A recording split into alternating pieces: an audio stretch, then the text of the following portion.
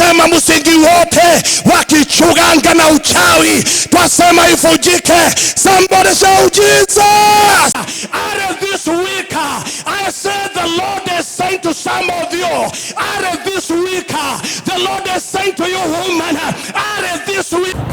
Praise God. Welcome to Limuru Calvary Temple, and today's message is going to be about wearing the ephod from the book of 1 Samuel chapter 30 and verse 8. Be blessed as you watch. Kuna mambo inatendeka katika maisha yetu inatuacha tukiwa katika le arms za confusions, consternations, yani sudden amazement.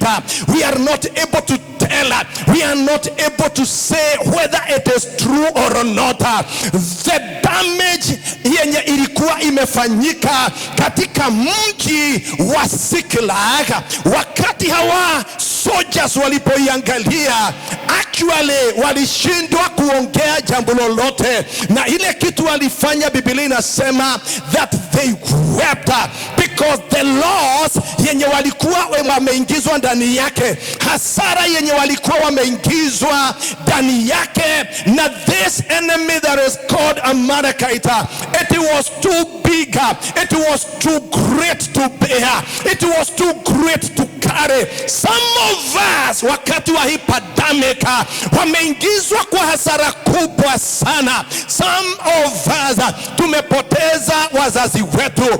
They lost their fathers, they lost their mothers, they lost their grannies, they lost their grandpa and grandma. Na tunaonyeshwa kwa television ya kwamba unfortunately tumepoteza watu 7, tumepoteza watu 5 kwa hii pandemic, kwa hii corona. Halafu tena inasemekana more than 2,000 men and women walipoteza biashara, biashara zilifungwa, walipoteza kazi.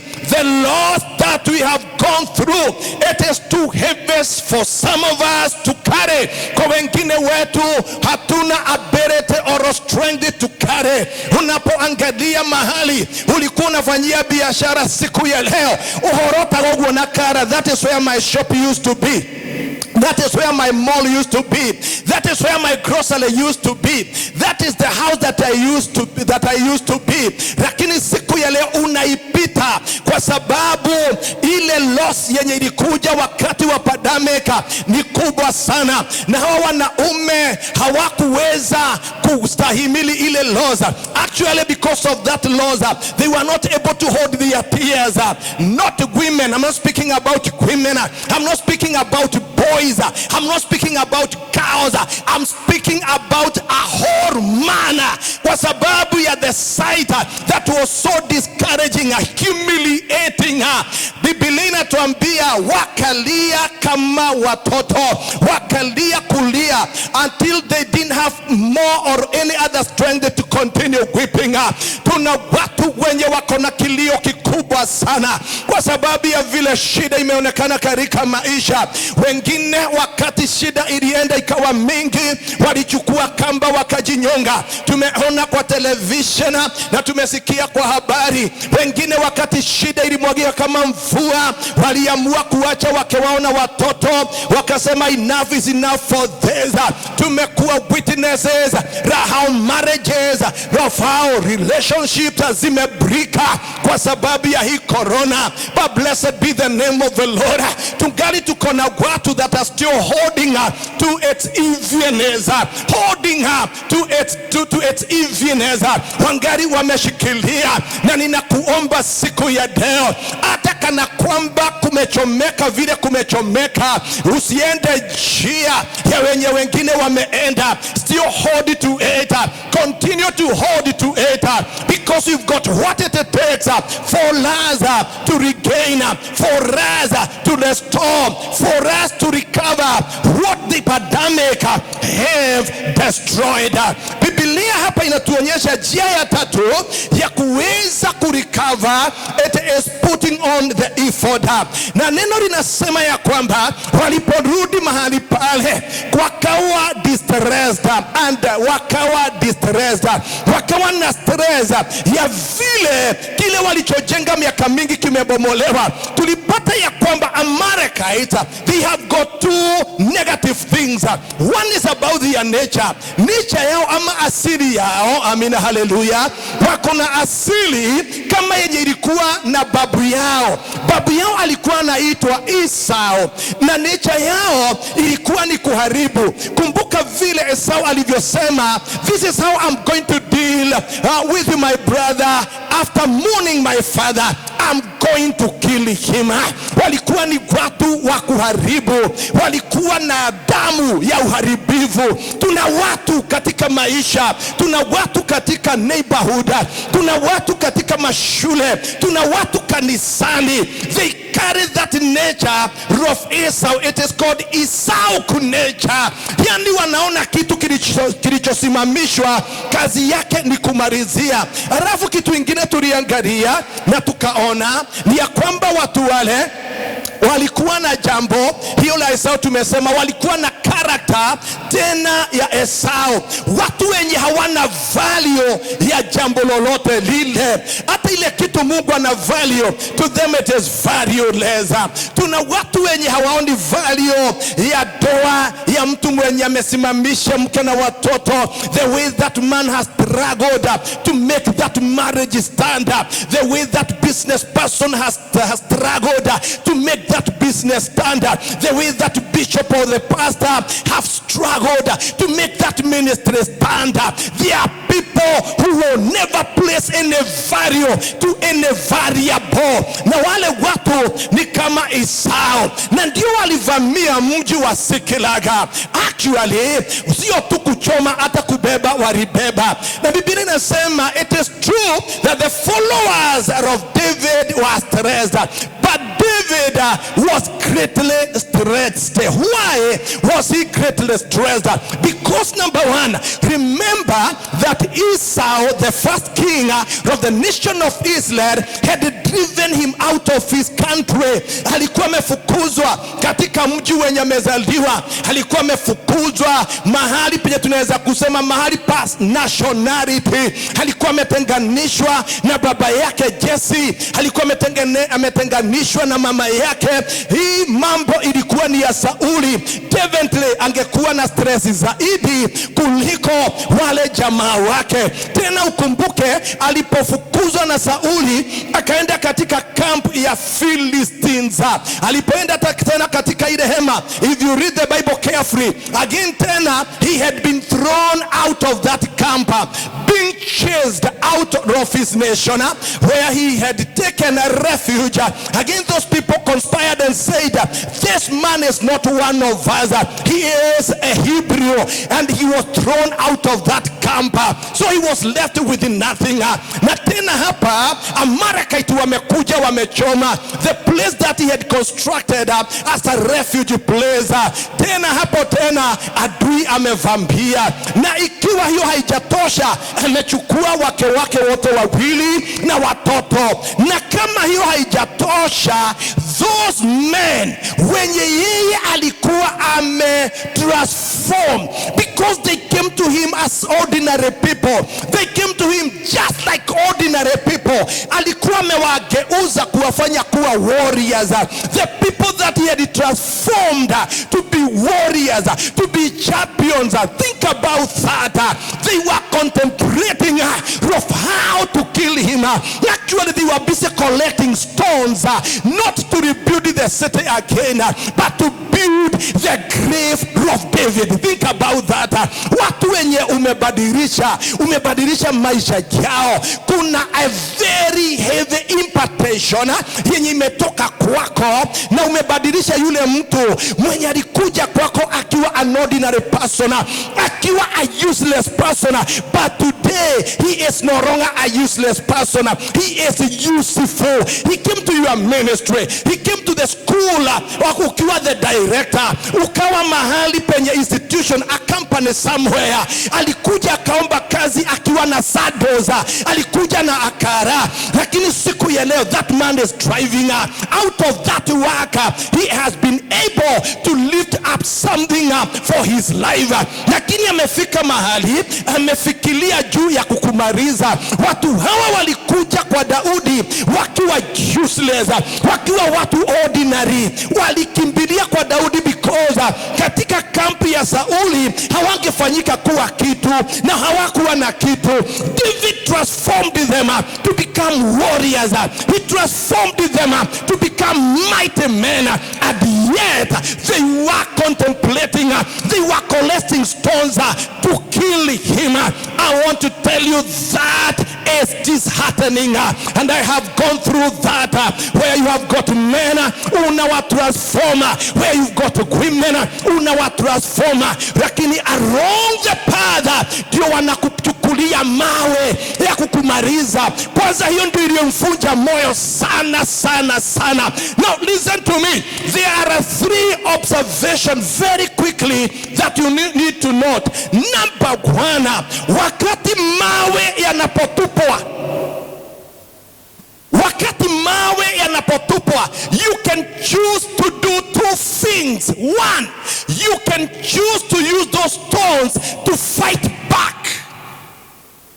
Unaweza kuchagua yale mawe yenye unatumpiwa na adui zako, unaweza kuchagua kuyatumia na wewe kuyarudisha. And the majority of men and women that I have encountered, wao hutumia yale mawe kuanza tena kutupia mwenye alimtupia. You can choose to use those stones to fight back. And majority of men and women that I have seen in this life, they use those stones to fight back. Again, there is another choice. You can use those stones to rebuild what the enemy has destroyed. Unaweza kutumia yale mawe kuliko kupiga wale wenye wanakutupia. Wewe uyatumie kujenga mjengo wenye wamebomoa. You can use those stones kujenga kile adui aliharibu. Unaweza kutumia hayo mawe kujenga staircases za kupanda ili ufike kwa destiny yako. You can use those stones to build staircases that you can use to get to your destiny, to get to your to that new level, to get to higher latitude, to get to higher degrees. I want today as a servant of God, amen, hallelujah, kukuambia, do not use the former but use the latter. Tumia ile formula ya pili. Wewe mawe yakitupwa yachukue uanze kujenga kazi za kukupeleka kwa destiny ya juu. Somebody shout amina. Watupe. Actually, those stones can become potential materials za kukuinua juu kiwango ya zaidi ya penye umefika.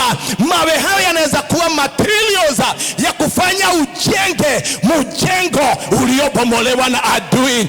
That is an observation. Second observation, sometimes things become worse. Wakati mwingine mambo yanakuwa ni mabaya sana when you are about to reach to your destiny. Wakati mwingine mambo huonekana ni mabaya sana. Wakati mwingine mambo huonekana hayana and hope, hayana, that's not promising, doesn't have any hope. Wakati mwingine moto unawaka sana, wakati tu umebakisha hatua moja ya kukuingiza to your destiny. By the way, after this attack and destruction, Daudi kutoka hapo akaingia katika state house, akaenda kukaria throne. Can I speak to somebody today in the name of the Lord Jesus Christ? Ati siku hii ya leo ninajua ninaongea na watu wenye nikana kwamba wako ndani ya moto ya majaribu, uko ndani ya moto ya shida, nikana kwamba unaogelea ndani ya bahari ya moto. Nataka nikwambie, wakati mambo yanaonekana ni mabaya sana, wakati moto umewaka sana. Ndugu zangu na dada zangu, out of experience, out of the history of the Bible, hapo ndipo mtu huingia kwa destiny yake. And I prophesy to someone in the name of the Lord Jesus Christ, ati ya kwamba out of the trial that you are going through, out of the hardships that you are encountering, the next thing that is going to happen to your life, ni promotion in Jesus' mighty name. The next thing that is going to happen into your life, it is a mighty breakthrough in Jesus' mighty name. The next thing that is going to happen to your marriage, ni kuinuliwa, itainuliwa. The next thing that is going to happen to the works of your hands, ni kuinuliwa, itainuliwa. The next thing that is going to happen to this ministry, ni kuinuliwa, itainuliwa. I connect you with that grace today in Jesus' mighty name. I release it from this altar. May you be connected with that grace in Jesus' mighty name. Tuna watu katika Biblia inasema ya kwamba wakati mtu mwenye anaitwa Danieli alijipata ndani ya shimo la simba, kutoka ndani ya shimo la simba, kutoka hapo hakujiunga na ndugu zake tena. Biblia inasema alinyolewa ndefu, akapakwa mafuta na akavarishwa mavazi, kwa sababu ya jera ilitolewa, na kutoka hapo akawa prime minister. I pray to God ya kwamba kuna mtu Mungu atafanya siku ya leo, aliyokuja ndani ya ibada ya siku ya leo, ati ya kwamba kutokana na mateso na majaribu yenye inafanana kama simba wa porini, kutoka hapo, can somebody shout hallelujah? Something good is going to come into your life. Biblia inasema alipotolewa, kitu cha kwanza ni kunyolewa, alinyolewa. Na mimi ninaomba siku hii ya leo ya kwamba kuna kitu itaondolewa katika maisha yako. Natangaza kupitia kwa jina la Baba, Mwana na Roho Mtakatifu, utanyolewa ndefu za aibu in the name of the Lord Jesus Christ. Utanyolewa ndevu za kudharauliwa, rakoposhekateria, utanyolewa ndevu za kuonewa in the name of the Lord, za magonjwa na rahana. Ninawashiria hiyo neema in the name of the Lord Jesus Christ. Tena Biblia inasema akatolewa mavazi ya jera, akatolewa mavazi ya kongoro. And that is what I minister to you today in the name of the Lord Jesus Christ. Out of the tragedy that you are in, out of the hardship that you are going through, out of those miseries that you have found yourself in, kuna mavazi itatolewa, na utavarizwa mavazi mengine, utavarizwa mavazi ya favor. Receive it in the name of the Lord Jesus Christ. Utavarizwa mavazi ya acceptance. Come on somebody, if that one is yours from the throne of God, receive it in the name of the Lord Jesus Christ. Utavarizwa mavazi ya kupendeka. Receive it in the name of the Lord. In the name of Jesus Christ. Utatolewa mavazi ya hasara, uvalizwa mavazi ya gains, utatolewa mavazi ya rahana, utavarizwa mavazi ya blessings. I release that one in Jesus mighty name. Amina, hallelujah. Biblia inasema wakati Yusufu alipowekwa ndani ya jela, baada ya ndugu zake na adui zingine kumuingiza kupitia kwa false accusations and things like that, Biblia inasema Yusufu alipoondolewa, na yeye akawa again in a fallen land, akawa prime minister, na ofisi ya pesa ikawa ni yake. Hallelujah somebody. Hivyo ndivyo Jehova anavyosema. Sometimes when things are so fiery, sometimes when we are in the midst of trouble, hapo ndipo Bwana anatuingiza to new levels in Jesus mighty name. Twasema hii pandemic, hii corona haitatuacha penye ilitupata, lakini itakuwa, amina, hallelujah, an instrument.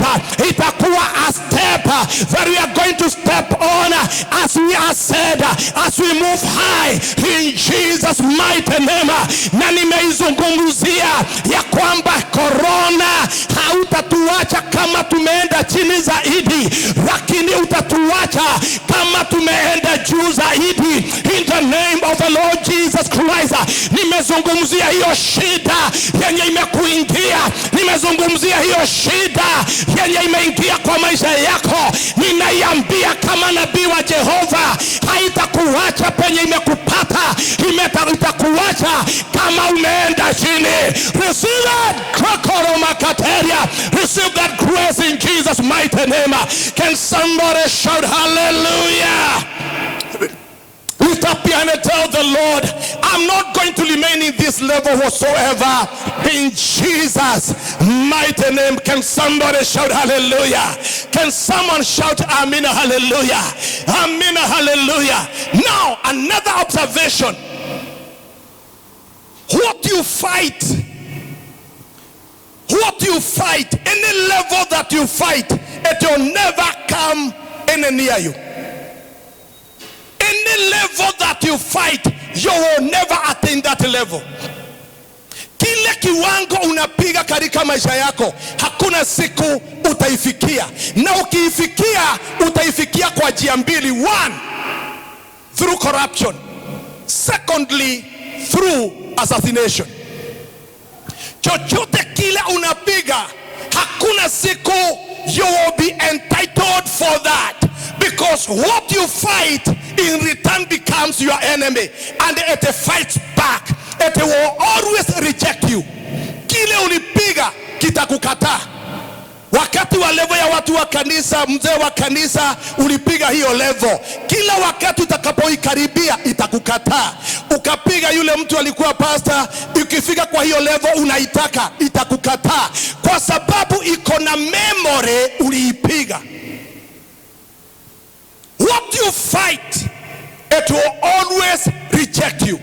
Wakati Daudi ndugu zake wanaokota mawe, na wakati Sauli anamtafuta amuue, na wakati wa Filisti ndio huo wamemfukuza kutoka kwa kampu yake, na Waamereki na wamechoma ule mji, wake wameenda na watoto. Daudi akasema, I'm ready to serve the Lord. Somebody shout hallelujah. Akasema, give me the ephod. He was talking to the world around. He was talking to those people who wanted to stone him, that I do not have time to fight you. The remaining time that I have, it is to serve the Lord. He was talking to the Amalekite, those men who had burnt his city, reduced it to ashes. He was saying, I do not have time with you guys. The time that I have, it is to serve the Lord. Amen, hallelujah. Wapendwa, Daudi akasema, give me the ephod. He was saying, I am more than ready to serve the Lord. Hakuitiza mawe ya kupigana, hakuitiza mikuki, hakuitiza mishare. He asked for ephod. It signifies two things: readiness to serve the Lord. Number second, to seek the perfect will of God. Let me focus for the few minutes that are remaining with the readiness to serve the Lord. Niko tayari sasa kumtumikia Mungu. Majivu ndio hii, na haitanizuia kumtumikia Mungu, haitanizuia kumuomba Mungu, haitanizuia kufasta, haitanizuia kupeana fungu la 10, haitanizuia kutoa sadaka yangu, haitanizuia kuimba kwa kwaya, haitanizuia kufanya evangelism. Give me the ephod. Alikuwa anasema, I'm more than ready to serve serve the Lord. I'm more than ready to do evangelism. I'm more than ready to undertake apostolic ministry. I'm more than ready to be an intercessor. I'm more than ready to go visiting men from one door to another. I'm more than ready to do the work of the Lord. I'm more than ready to serve the Lord.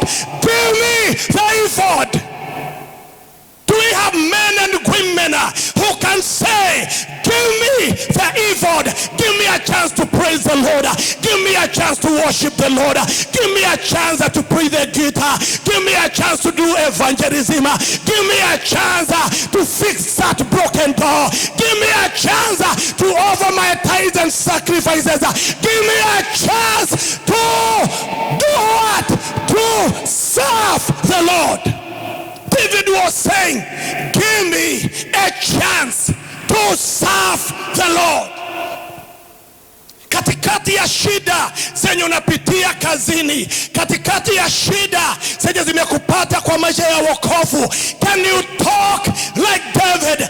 Give me the ephod. I'm ready to serve the Lord. Unfortunately, most of the people that we have, instead of having a heart to serve the Lord, instead of looking for opportunities and chances to serve the Lord, they are doing the opposite. Nipatie ephod. Ephod maana yake ni kumtumikia Mungu. Abiathar gave him the ephod. God is looking for people that are going to serve him. Nasikia roho kinisaidia. Tuna watu wenye walifunjwa moyo sana.